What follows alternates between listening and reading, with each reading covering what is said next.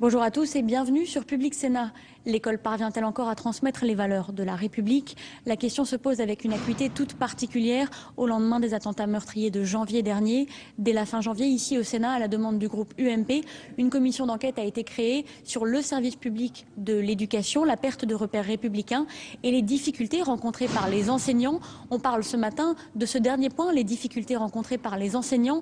C'est l'objet des auditions qui ont eu lieu hier par cette commission.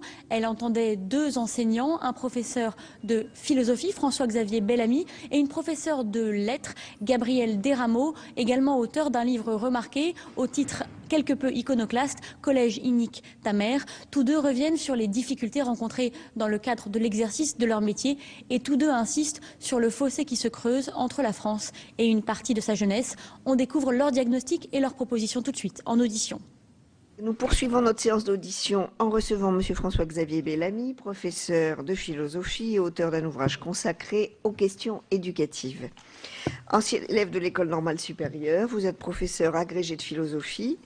Depuis mars 2008, vous exercez aussi des fonctions électives en tant qu'adjoint au maire de Versailles, délégué à la jeunesse et à l'enseignement supérieur. Parallèlement, vous êtes l'auteur de tribunes dans différentes publications, dont Le Figaro, Valeurs actuelles et Libération, dans lesquelles vous vous intéresserez plus particulièrement aux questions politiques et de société. En 2014, vous publiez Les Déshérités ou L'urgence de transmettre. Vous y faites part de votre étonnement face à la formation que vous avez reçue et où la transmission des savoirs est présentée comme une violence faite aux élèves. La commission d'enquête a souhaité vous entendre pour que vous puissiez, à la lumière de votre expérience d'enseignant et de spécialiste des questions éducatives, présenter votre analyse, les difficultés de l'école et les manières d'articuler ces différentes missions de l'école, qui consistent en même temps à éduquer à la citoyenneté et à instruire. Pour vous, quelles mesures urgentes devraient être mises en place pour redonner à l'école sa fonction intégratrice? Comme le bureau de la commission d'enquête l'a décidé, cette audition sera captée et diffusée en direct sur le site internet du Sénat. Elle fera également l'objet d'un compte-rendu publié dans le recueil des travaux de commission, accessible en version papier et sur le site internet du Sénat. Avant de vous passer la parole, le formalisme des commissions d'enquête me conduit à vous demander de prêter serment. Je suis également tenu de vous indiquer que tout faux témoignage devant notre commission serait passible des peines prévues aux articles 434-13 à 434-15 du Code pénal. En conséquence, je vous invite à prêter serment de dire toute la vérité, rien que la vérité. Levez la main droite et dites « je le jure ». Je le jure. Je vous remercie. Selon l'usage habituel, je vous propose de nous faire part de vos observations durant une dizaine de minutes, après quoi notre rapporteur Jacques Grosperrin et les membres de la commission qui le souhaitent pourront vous poser leurs questions. Je vous laisse la parole. Madame la Présidente, Monsieur le rapporteur, Mesdames et Messieurs les sénateurs, d'abord, je vous remercie infiniment de votre invitation qui me touche beaucoup. Vous avez mentionné mon expérience d'enseignant. Elle est à la vérité bien modeste car je suis un tout jeune enseignant. Mais je voudrais auprès de vous ce matin me faire, si c'est possible, le porte-parole et peut-être le relais de l'expérience de nombre de mes collègues, vous en recevrez certainement bien d'autres, pour témoigner de ces difficultés que nous rencontrons peut-être quotidiennement, en tous les cas de manière régulière dans l'exercice de notre métier et qui font partie de l'intitulé même de votre commission. Ces difficultés, en fait, ne sont pas étonnantes et c'est de là que je commencerai. Il est même étonnant que nous nous en étonnions, car nous les avons peut-être découvertes. Il y a peut-être eu une prise de conscience à l'occasion des événements dramatiques qui ont marqué notre pays au début de ce mois de janvier dernier. Une prise de conscience de l'étendue, de la distance qui s'est créée entre la France et une partie de sa jeunesse, entre nos institutions et une partie de la population française. Une prise de conscience que beaucoup d'enseignants, beaucoup de mes collègues ont vécu dans la douleur, en voyant leurs élèves incapables d'un dialogue avec eux, incapables de conserver un dialogue avec la République, incapables de partager ces repères et ces principes qui font la vie en société, qui la structurent et qui la protègent. Mais à la vérité, il est étonnant que nous nous étonnions, car le diagnostic, nous le connaissons déjà parfaitement, et nous le connaissions déjà parfaitement. Permettez-moi de rappeler simplement quelques éléments chiffrés. On ne me soupçonnera pas de faux témoignages puisque je les emprunte pour leur totalité statistiques publiées par le gouvernement ou par des organes de l'État ou des institutions internationales. La dernière enquête PISA, publiée en 2013, constatait que 22% des collégiens en classe de 5e doivent être considérés comme en situation d'échec et comme, je cite la formule de l'enquête PISA, incapables de participer de manière active et efficace à la vie de la société. En classe de 5e, un collégien sur 5 était donc considéré comme en situation d'échec grave. Une enquête publiée par la Direction de la prospective et de la performance de l'éducation nationale constatait que des élèves de 3e, un élève sur 5, soit 20%, sont incapables de donner un sens à une information et de décrypter un texte, même simple. Comment s'étonner ensuite quand nous voyons que parmi nos élèves, un grand nombre sont incapables de prendre de la distance par rapport aux images publiées sur Internet? Comment s'étonner que cette distance critique devienne difficile lorsque nous savons pertinemment, d'après nos propres statistiques, que nos élèves de 3e sont marqués par cette difficulté à décrypter un texte même simple et à donner un sens à une information?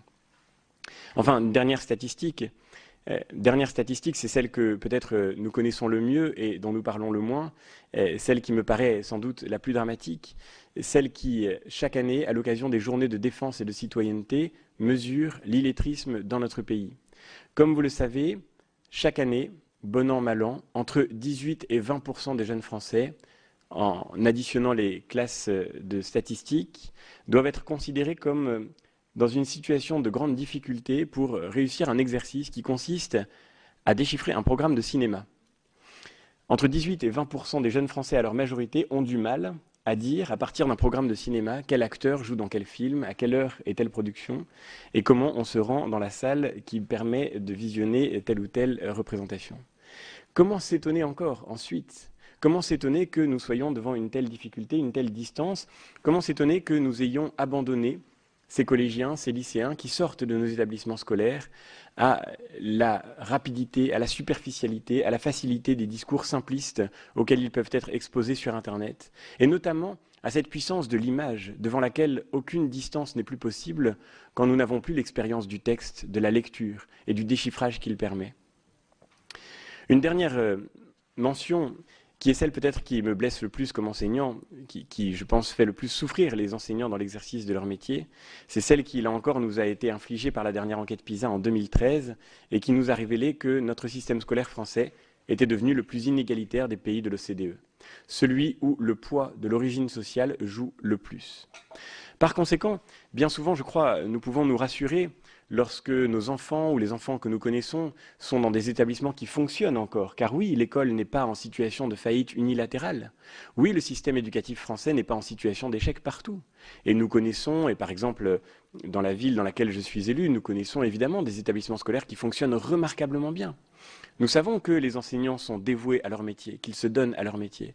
Nous savons que beaucoup d'écoles réussissent ce miracle qui consiste à transmettre le savoir et la connaissance. Mais dans bien des lieux, dans bien des endroits, et notamment dans tous les endroits où les familles ne veillent pas, où les familles, d'une certaine façon même, n'exercent pas une attention vigilante, une exigence sur le système scolaire auquel ils confient leurs enfants, dans bien des lieux, c'est vrai, nous avons abandonné nos enfants, nous avons abandonné nos élèves à la facilité de ces discours, à la superficialité de ces discours et à la tentation de la violence. Et il est étonnant que nous nous en étonnions aujourd'hui, car tout cela nous le savions bien avant Charlie Hebdo. Tout cela nous le savions bien avant de constater la difficulté que nous avons à parler à nos élèves, la difficulté que nous avons à récupérer la confiance de nos élèves quand ils sont soumis à la pression du numérique et quand, dans le numérique, ils trouvent non pas seulement une technologie d'information, mais aussi bien souvent une technologie de désinformation devant laquelle ils sont démunis et privés de toute capacité d'esprit critique. De tout cela, je le crois profondément, et pardonnez-moi si mon propos est peut-être un peu dur ce matin, mais de tout cela, je crois que nous sommes absolument responsables. Nous en sommes responsables. Et nous l'avons d'une certaine façon organisé. Vous avez mentionné, Madame la Présidente, ce petit essai que j'ai publié à la rentrée dernière et qui s'appelle « Les déshérités ». Ce petit essai est tout simple et très humble. Il est né d'un étonnement, c'est vrai, de l'étonnement que j'ai ressenti comme jeune enseignant lorsque, arrivant dans notre année de formation à l'IUFM, avec tous les collègues qui partageaient avec moi cette expérience, nous avons vu notre formation tout au long de cette année d'IUFM structurée par un principe fondamental: vous ne devez pas transmettre un savoir. C'était la norme qui nous était proposée, c'était le principe que nous devions suivre, d'ailleurs principe qu'il nous fallait suivre et qui nous était non pas simplement recommandé ou proposé, mais imposé avec toute l'autorité que cette institution pouvait avoir sur nous, naturellement, autorité d'ailleurs parfaitement légitime. Mais je crois le principe, pour le coup, posait un problème décisif. Nous avions appris des connaissances, nous avions suivi des formations pour pouvoir partager ce savoir qui nous est commun, et on nous présentait l'acte de la transmission du savoir comme une violence, comme une brutalité exercée sur nos élèves, comme un acte qui ferait peser sur eux la condescendance d'une culture qui s'imposerait à eux et qui les empêcherait d'être eux-mêmes, qui les empêcherait d'être libres. Peut-être ce discours était-il animé des meilleures intentions, et je ne condamne pas ceux qui l'ont tenu. Et je trouverais regrettable et tragique d'ailleurs que le débat éducatif soit réduit à une espèce de suspicion mutuelle portée d'un camp contre un autre. Je crois qu'au fond, nous partageons tous, comme adultes, une même générosité, le même désir de voir nos élèves et nos enfants grandir dans une authentique liberté et dans une authentique humanité.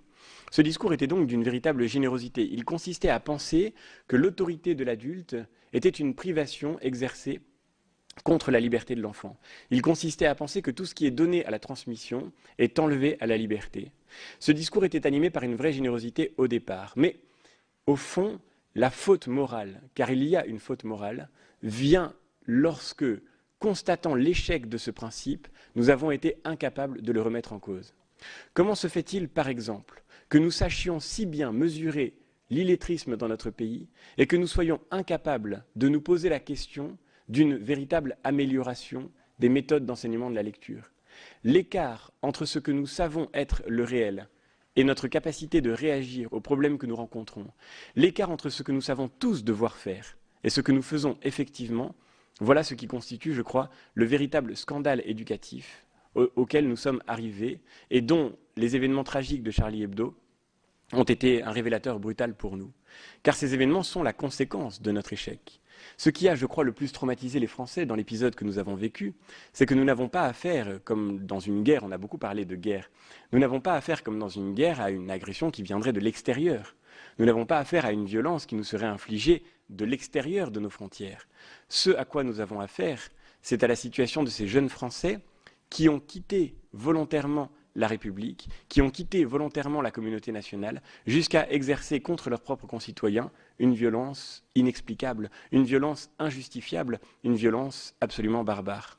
Voilà ce qui peut-être nous tétanise le plus, voilà ce qui nous terrorise le plus, c'est de voir que ces jeunes Français avaient tous en commun d'avoir suivi la totalité du système scolaire en France, d'avoir fait la totalité de leurs études en France, d'avoir suivi la totalité de ce parcours républicain que nous voudrions d'intégration et qui est en fait de désintégration.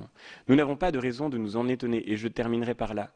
Nous avons expliqué aux enseignants, et les enseignants ont été expliqués à leurs élèves, que l'histoire française était coloniale, que la langue française était sexiste, qu'il fallait déconstruire la culture comme étant porteuse de stéréotypes. Nous avons expliqué à nos élèves que le savoir était un poids qu'on leur infligeait. Nous avons expliqué à nos élèves que la culture les empêchait de rester naturels. Et c'est ainsi que les enseignants eux-mêmes ont été amenés à concevoir leur propre métier, comme une forme de malédiction, peut-être de malédiction nécessaire, mais de malédiction quand même. Nous avons expliqué que la notation, par exemple, était une brutalité. Et c'est la raison pour laquelle nous cherchons une évaluation bienveillante, qui serait l'évaluation sans note. Ce qui implique nécessairement que la notation soit violence, que la notation soit coercition. Et nous nous retrouvons aujourd'hui nécessairement démunis devant cette désintégration que nous avons, je le crois personnellement, que nous avons nous-mêmes organisée, peut-être encore une fois avec les meilleures intentions du monde. Mon propos ici n'est pas de porter un jugement ou d'organiser un tribunal, mais d'appeler à une prise de conscience collective qui commence peut-être, c'est vrai, par un examen de conscience. Nous avons, je crois, à reconsidérer la nécessité de reconstruire une école qui soit centrée sur sa mission propre, la transmission du savoir, la transmission de la culture. Et peut-être, vous me demandiez si j'aurais une piste de réflexion pour refonder cette école que nous appelons de nos voeux. Je crois qu'au fond, la réforme de l'éducation nationale n'est pas une chose très compliquée. Je crois que la réforme de notre système scolaire n'est pas une chose très compliquée. Nous avons d'ailleurs, dans l'histoire, dans notre histoire, la trace d'un système scolaire qui a fonctionné, qui a réussi ce miracle de constituer l'unité de notre pays. Au moment où la France était divisée, explosée, éclatée en groupes divers, éclaté en traditions religieuses parfois violemment opposées, au moment où la France était divisée en patois et en langues qui ne se comprenaient pas, qui ne se comprenaient plus, notre école a réussi à faire l'unité de la France. Nous en sommes donc capables. Et les enseignants qui aujourd'hui dans nos établissements scolaires se dévouent à la tâche éducative n'attendent peut-être que cela, qu'on leur dise que le savoir qu'ils ont reçu et qu'ils ont envie de partager autour d'eux, que ce savoir-là est condition de toute éducation. Le grand paradoxe qui préside à la mobilisation de l'école en faveur des valeurs de la République, c'est que cette mobilisation se fait pour n'avoir pas su transmettre, avec une forme de coercition redoublée. Les cours de morale laïque ne fonctionneront jamais. Imposer des valeurs ne fonctionnera jamais. Et nous n'arriverons jamais à construire une école qui, pour n'avoir pas su former, voudrait désormais formater. Cela ne fonctionnera pas. Cela ne peut susciter que réticence, que résistance et que dissolution plus forte encore et plus vive encore de la communauté nationale. En revanche, si nous savons à nouveau structurer l'école autour de sa mission fondamentale, transmettre le savoir, transmettre la culture, alors oui, nous pouvons, car la culture est principe de toute humanité et de toute liberté, nous pouvons à nouveau construire une école qui éduquera parce qu'elle saura à nouveau instruire.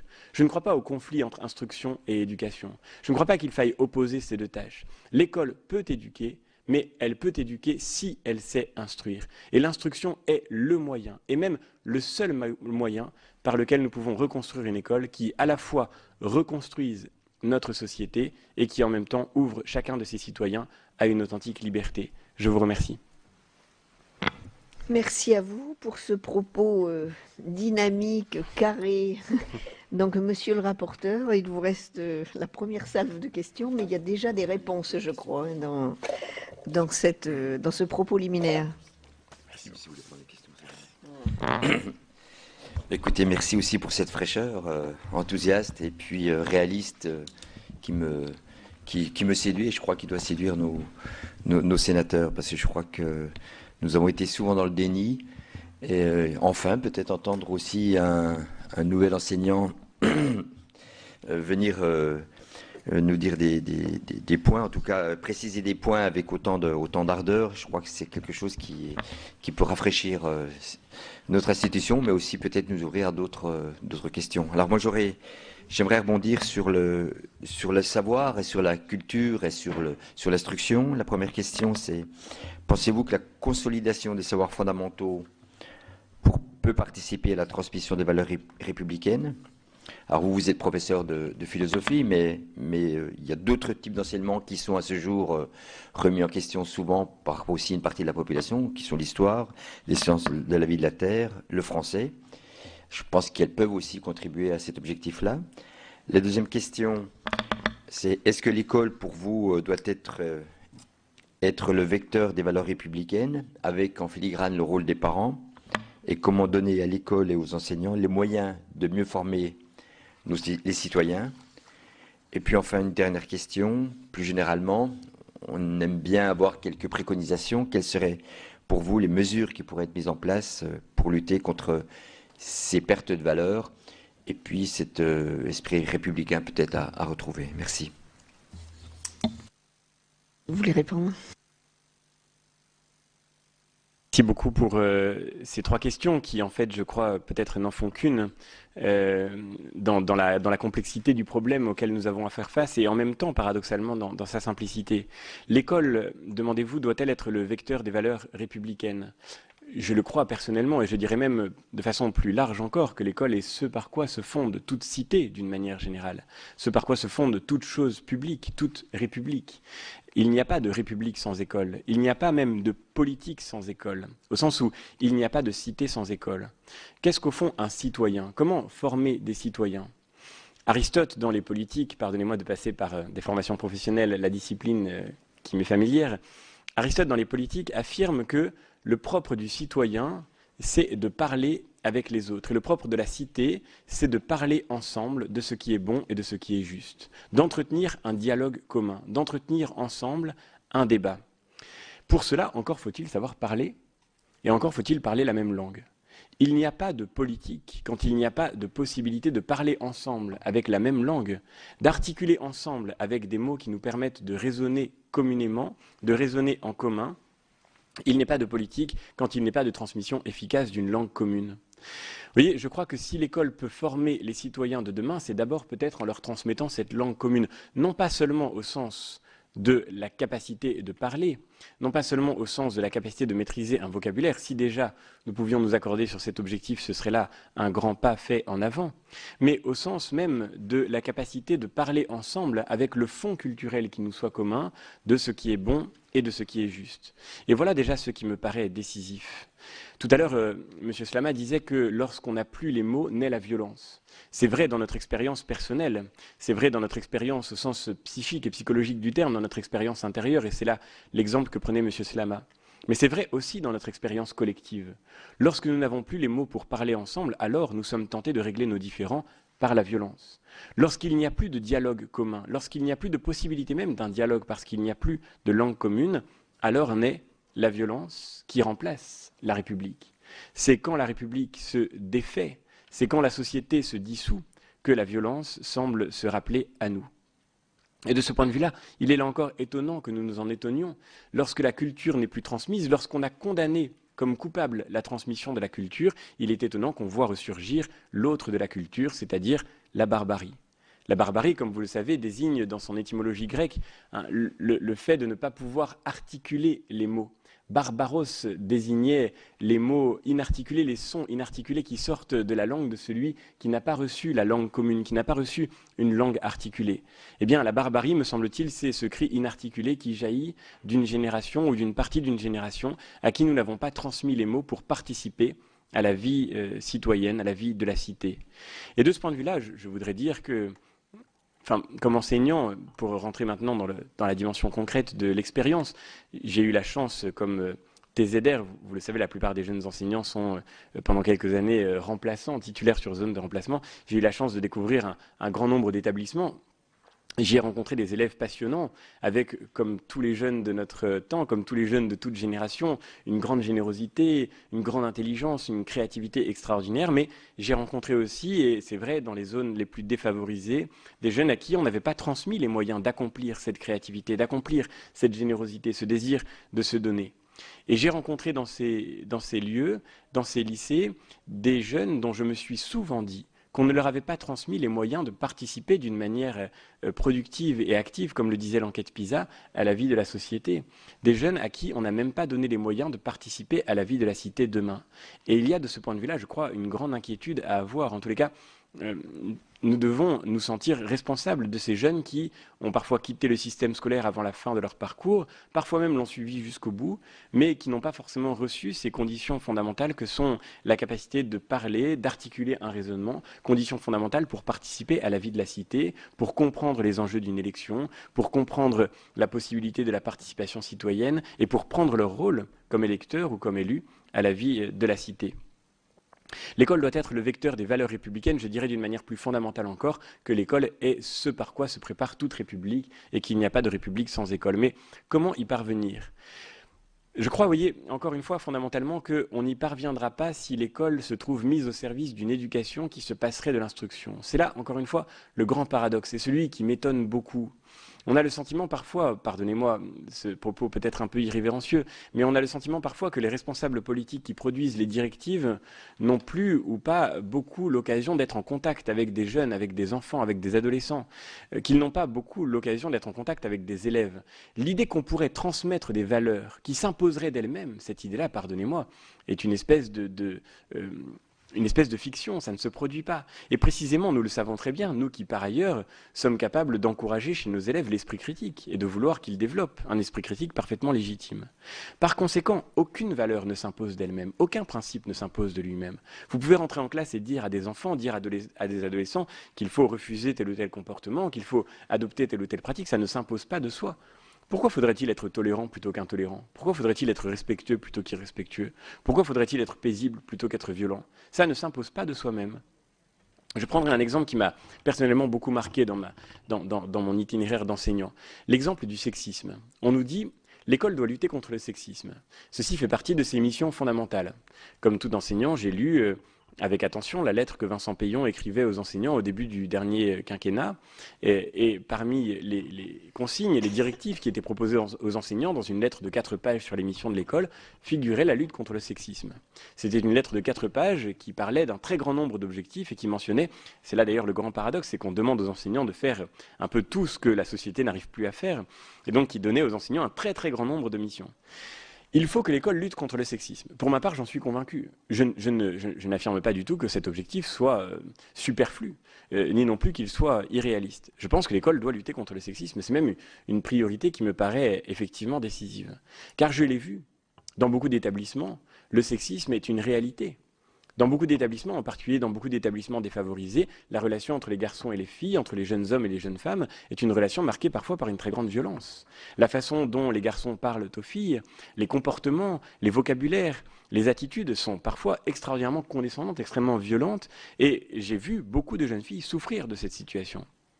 Il suffit de considérer les productions de ce qu'il est convenu d'appeler les cultures urbaines, par exemple certaines productions, pas toutes évidemment, mais certaines productions contemporaines, pour constater que l'image de la femme y est souvent dégradée, que l'image de la femme y est souvent maltraitée. Et dans notre espace public, d'ailleurs, dans notre société, nous devons reconnaître que même d'ailleurs à travers la publicité, même voilà, que le sexisme est bien souvent, que la dévalorisation de la femme est bien souvent une réalité. Alors comment l'école peut-elle lutter contre le sexisme? Eh bien, nous employons une voie que je crois irréaliste et absurde. Nous organisons des ateliers contre le sexisme, des ateliers pédagogiques, éducatifs, ludiques. Nous entreprenons précisément des cours de morale laïque dans lesquels nous expliquons que le sexisme c'est mal, qu'il ne faut pas être sexiste et qu'il ne faut pas maltraiter les jeunes filles ni mal leur parler. Mais ça ne s'impose pas de soi-même.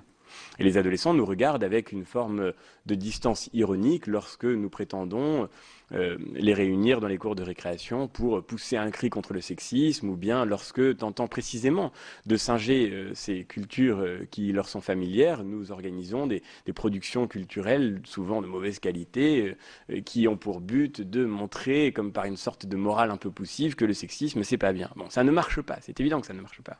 Comment l'école peut-elle lutter contre le sexisme? Eh bien, c'est très simple.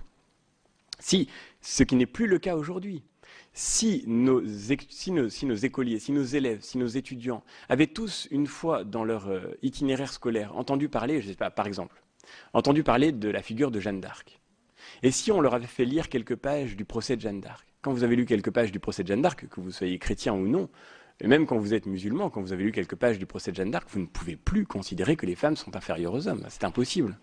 Impossible. Vous avez la démonstration, vous avez la preuve, vous avez l'expérience de l'égalité absolue entre les femmes et les hommes, et même de cette capacité qu'une jeune fille de 19 ans a eu un jour d'humilier une assemblée d'hommes beaucoup plus savants et beaucoup plus doctes qu'elle. Si en physique on réapprenait un peu les éléments fondamentaux de la connaissance de la physique et qu'on apprenait à parler par exemple de ce que, je sais pas, une femme comme Marie Curie a apporté à la connaissance de la physique, à la connaissance de la matière. Comment voulez-vous penser que les femmes sont moins intelligentes que les hommes quand vous avez compris un peu de la physique, quand vous vous êtes un peu émerveillé de ce que Marie Curie vous avait permis de comprendre de ce qu'est la matière? Si, chose extraordinaire, si par miracle, nos élèves avaient l'occasion de temps en temps de réapprendre par cœur un peu de notre poésie française, quand vous avez appris un peu de Ronsard, un peu de Verlaine, un peu de Musset, un peu de Chénier, comment voulez-vous mal parler à une fille?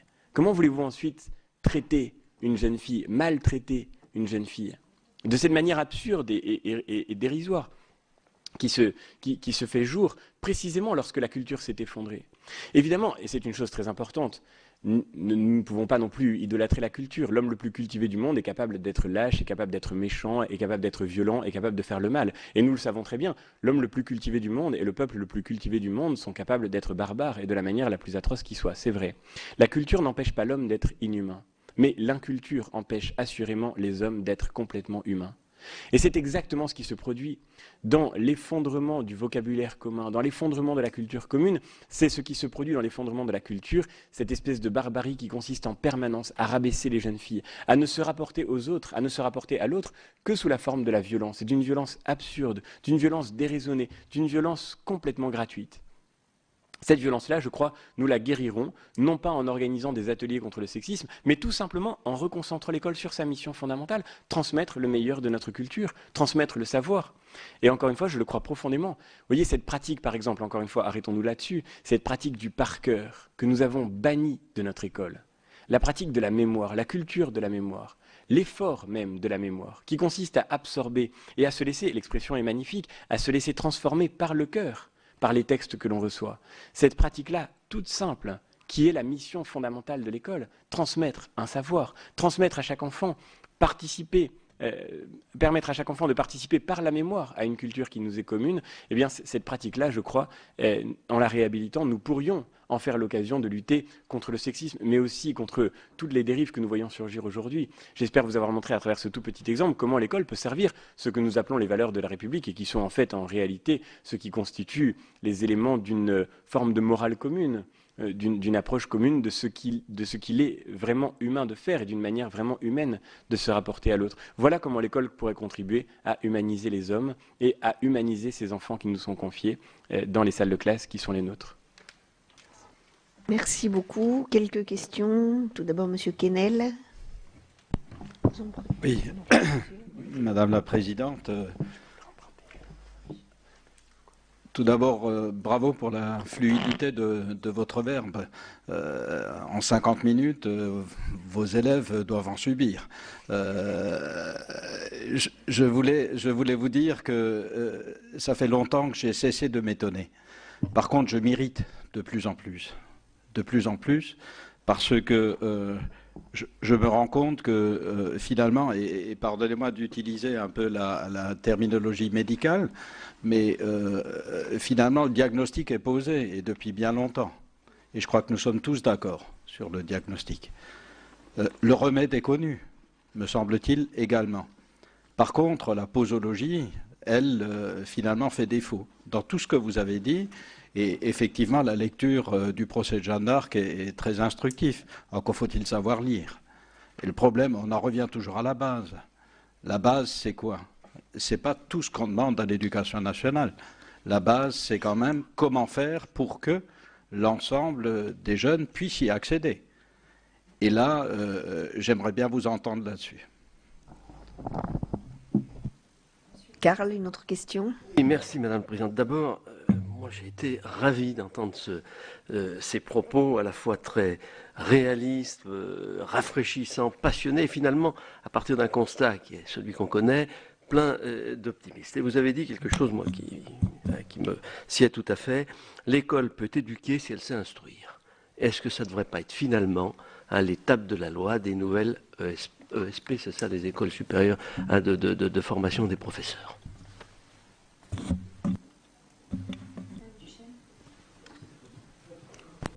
Oui, je rejoins pour ma part la première question.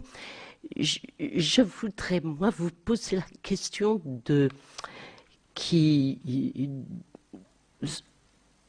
vous partagez absolument tous les points de vue que Benoît Pellistrandi a commis et a écrit dans plusieurs tribunes du Monde, du Figaro, etc.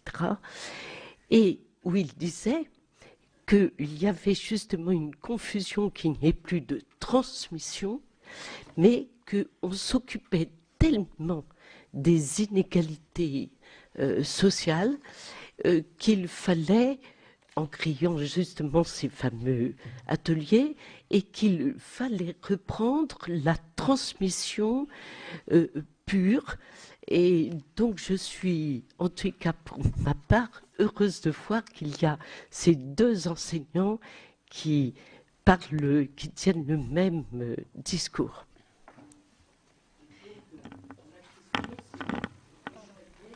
Rejoignait la première question. Donc. Merci. Donc, si vous voulez bien répondre. Merci pour ces observations et ces questions. Peut-être, si vous me le permettez, je voudrais repartir à la question du sénateur Karl. Monsieur le sénateur, effectivement, je crois que il me semble que nous devrions reprendre conscience de la nécessité d'éduquer par l'instruction.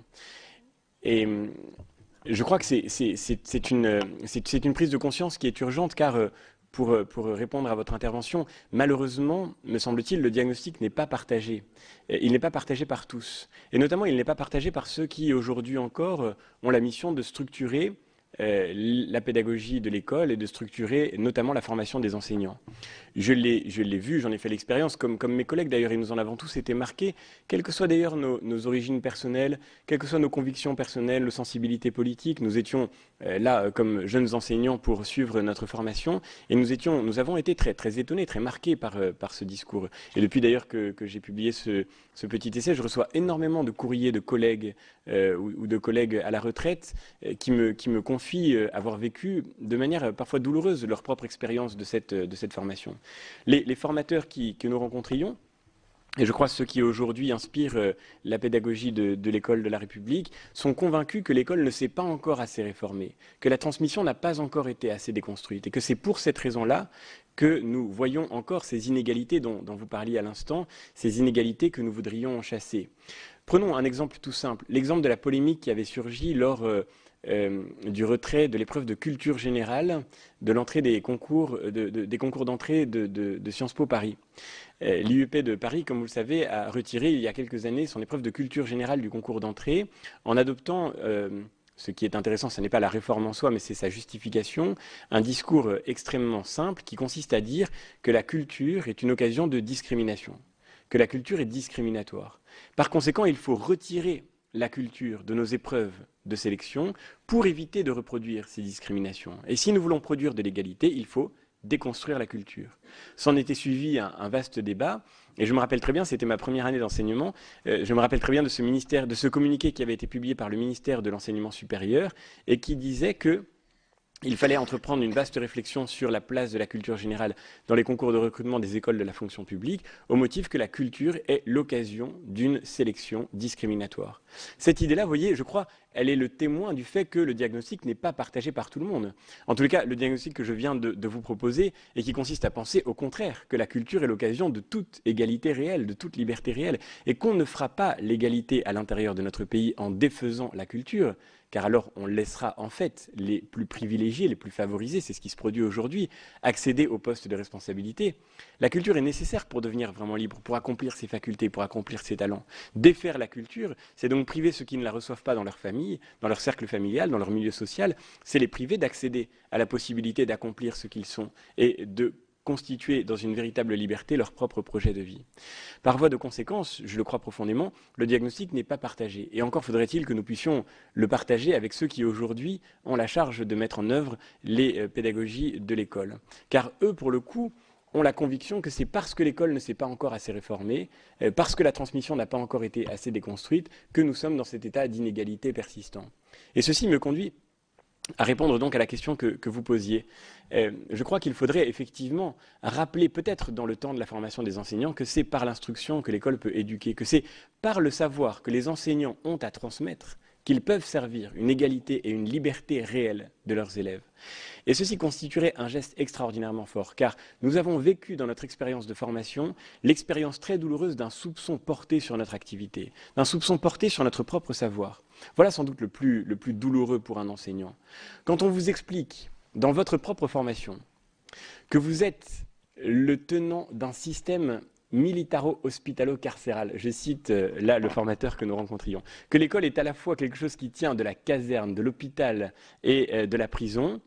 Quand on vous explique que vous êtes, en mettant des notes à vos élèves, le capot du système ultralibéral et que vous préparez pour l'avenir les masses laborieuses dans lesquelles les multinationales iront se servir parmi le prolétariat résigné que vous aurez constitué pour elles, bien d'une certaine façon, vous ressentez une forme de culpabilité. Je crois qu'on ne comprend pas la crise de l'école si on ne comprend pas que l'éducation nationale est comme un vaste système entré en dépression collective. Nous continuons à enseigner parce qu'il faut bien le faire, mais nous ne savons plus pourquoi. Nous avons perdu le sens de la fécondité de notre mission. On nous explique que le savoir que nous portons est un poids infligé à nos élèves. La grande expression, par exemple, du bagage culturel qu'il faudrait transmettre aux enfants. Mais si la culture est un bagage, la culture est un fardeau.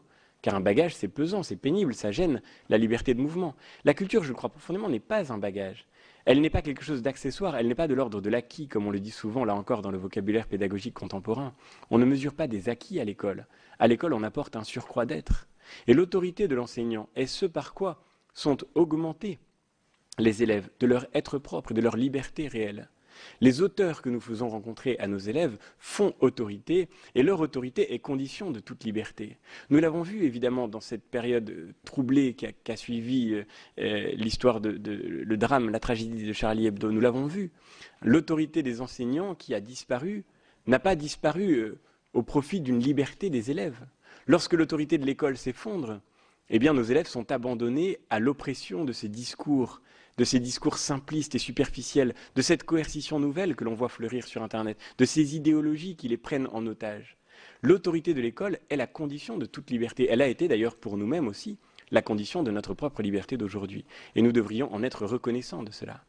De ce point de vue, je crois que, vous voyez, affirmer que le savoir est la condition de toute liberté, ce serait faire un geste extraordinairement fort à l'égard du monde enseignant. Ce serait dire aux enseignants que le savoir qu'ils ont reçu, que la formation qu'ils ont suivie est féconde pour les élèves qu'ils rencontrent.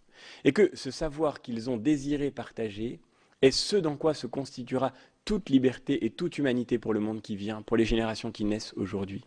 Et les enseignants, d'une certaine façon, je crois, ont soif de ce discours. Et si je peux me permettre de me faire ici humblement le porte-parole de mes collègues, nous avons soif d'un discours qui redonne sens à notre métier. Et nous avons besoin que le politique se ressaisisse de ce discours. Et le politique aujourd'hui est dans une situation très pénible à l'égard du monde enseignant. Encore une fois, quand nous entendons notre ministre, par exemple, parler elle-même de l'évaluation sans notes qui serait la seule évaluation bienveillante, nous entendons notre ministre implicitement dire que notre activité qui consiste à mettre des notes est une activité malveillante. Implicitement, quand le ministère de l'Éducation nationale, et vous voyez que ce n'est pas une question de parti, car la période dont je parle était celle d'une précédente majorité, quand le ministère de l'Éducation nationale et de l'Enseignement supérieur publie un communiqué disant que la culture est l'occasion d'une sélection discriminatoire, en fait, il accuse les enseignants de reproduire des inégalités. Et donc, nous nous sentons coupables. Et on ne peut pas penser le malaise du monde enseignant sans cette espèce de culpabilité qui est, je crois, infondée, mais qui est entretenue par le discours commun, et notamment, c'est vrai, malheureusement, par le discours des politiques à l'égard de l'école. Toutes tendances confondues, ici, mon propos n'est pas de politique sectaire ou partisane. Je crois que c'est, là encore, l'objet d'une prise de conscience qui doit être collective. Alors, comment faire maintenant pour que tous puissent accéder à cette culture commune? Et vous le rappeliez, monsieur le rapporteur, vous avez, je crois, beaucoup travaillé sur cette question du socle commun des connaissances. Vous rappeliez les résistances qui parfois naissent dans l'espace de nos classes, les résistances qui parfois naissent à certains enseignements, à une certaine transmission. Ces résistances que nous rencontrons, dont nous faisons parfois l'expérience. Je crois que ces résistances, nous avons malgré tout tendance à les exagérer. Nous avons placé l'enfant au centre du système scolaire et c'était tout à fait naturel. L'enfant a toujours été au centre du système scolaire parce que, évidemment, le but de l'école n'est pas le savoir en tant que tel, n'est pas l'érudition, mais bien la croissance de l'enfant qui lui est confiée. Le vrai problème n'est pas que nous ayons placé l'enfant au centre du système scolaire. Le vrai problème est que nous ayons construit une école qui soit toujours et systématiquement à la hauteur de l'enfant, à hauteur d'enfant, à la hauteur de ce que nous pensons être ses capacités à l'instant donné, à hauteur de ce dont nous croyons que cela constituera pour lui un plaisir, une satisfaction, un intérêt immédiat. Nous avons fait de notre école le règne de l'immédiateté, le règne d'une satisfaction, d'un intérêt immédiat. Et nous avons voulu bannir tout ce qui semblait constituer une médiation, l'expérience d'une rencontre avec quelque chose qui serait un intermédiaire en vue d'un progrès, en vue d'un changement. Nous avons voulu bannir d'une certaine façon tout ce qui représentait cette médiation, le cours magistral, la lecture continue, l'effort qui consiste à apprendre par cœur, le travail de la mémoire. Tout cela, nous l'avons banni et nous avons cru nous concilier ainsi l'affection de nos élèves. Nous avons pensé que faire une école qui ne serait pas trop difficile pour eux, ce serait faire une école qui serait plus sympathique, plus plaisante, une école dans laquelle ils auraient plus de plaisir à aller. Mais en fait, en réalité, c'est une catastrophe parce que ce que les élèves attendent, c'est précisément quelque chose qui les dépasse, quelque chose qui les élève. Mon expérience personnelle d'enseignant, c'est que lorsque nous suivons les consignes qui nous étaient données, celles qui consistent par exemple à ne jamais faire de cours magistral, à organiser en permanence des débats, des discussions, des ateliers participatifs, lorsque nous passons notre temps à solliciter les élèves en leur demandant de produire par eux-mêmes leur propre savoir, alors nous construisons une école d'un ennui mortel. Car si on vous demande tout le temps votre avis, c'est vraiment pas la peine d'aller à l'école. Votre avis, vous l'avez déjà. Si vous venez par exemple en cours de philosophie pour qu'on vous demande ce que vous pensez sur le bonheur, c'est vraiment pas la peine d'aller en cours de philosophie, vous avez déjà une idée sur la question. Vous venez en cours de philosophie pour rencontrer une histoire qui vous précède, pour rencontrer des auteurs qui, justement, fassent autorité. Vous venez en cours d'abord pour écouter et non pas d'abord pour parler. D'abord pour recevoir et non pas d'abord pour participer. La participation, la création, la créativité viennent ensuite et viennent après. Et c'est le propre de toute notre expérience humaine que nous ne sommes pas immédiatement capables de notre propre créativité. Ce dont un enfant est capable, il ne le possède pas encore. Ce dont un enfant sera vraiment capable demain, et ce dont il sera par nature capable, il a besoin d'abord de beaucoup recevoir pour pouvoir l'accomplir. Et c'est le pari de toute éducation, que de regarder un enfant, non pas comme ce qu'il est maintenant, à un instant T, mais de le regarder comme étant capable de choses qu'il ne maîtrise pas encore. Et mon expérience personnelle, c'est que lorsque vous venez en cours, au contraire, en affirmant que vous avez quelque chose à transmettre, quelque chose qui mérite d'être entendu, quelque chose qui mérite qu'on fasse silence pour un temps, alors vous rencontrez, c'est vrai, des résistances, car l'éducation est toujours une tâche difficile. Et de fait, elle se fait toujours d'une certaine façon dans la douleur. Vous rencontrez, c'est vrai, des résistances. Et vous avez une tâche difficile devant vous. Mais en même temps, commence, en même temps qu'une forme de guerre, une magnifique histoire d'amour. Lorsque vous rentrez en classe en disant à vos élèves que vous avez quelque chose à leur transmettre, alors de fait, ils deviennent réceptifs, ils deviennent attentifs. Avec le temps peut-être, c'est vrai, mais ils le deviennent vraiment.